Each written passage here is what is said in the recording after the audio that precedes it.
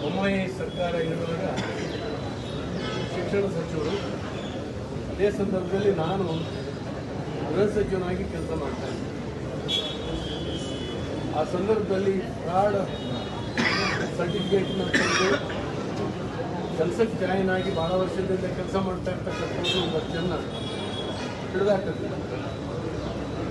ನನ್ನ ಹತ್ರ ಯಾವಾಗಲೂ ಕೂಡ ನಾವಿಬ್ಬರು ಒಟ್ಟಿಗೆ ಮಾತಾಡ್ಕೊಂಡು ಆ ಎರಡೂ ಇಲಾಖೆಗಳನ್ನು ಚೆನ್ನಾಗಿ ಮಾಡಬೇಕು, ಚೆನ್ನಾಗಿ ನಿರ್ವಹಿಸಬೇಕು ಅನ್ನುವಂಥ ಭಾಳ ಕಾಳಜಿಯಿಂದ ಕೆಲಸ ಮಾಡ್ತಾಯಿದ್ದೆ. ಶಿಕ್ಷಣ ಇಲಾಖೆಯಂತೂ ತುಂಬ ಯಶಸ್ವಿಯಾಗಿ ಹ್ಯಾಂಡಲ್ ಮಾಡಿದ್ದಾರೆ, ತುಂಬ ಯಶಸ್ವಿಯಾಗಿದೆ.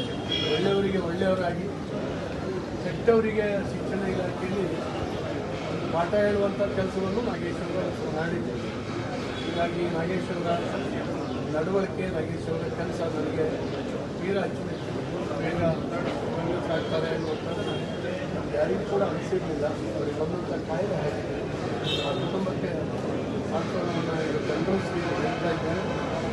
ದೇವರವರ ದುಃಖವನ್ನು ಭರಿಸುವ ಶಕ್ತಿಯನ್ನು ಕೊಡಲಿ ಅಂತ ನಾನು ಪ್ರಾರ್ಥನೆ.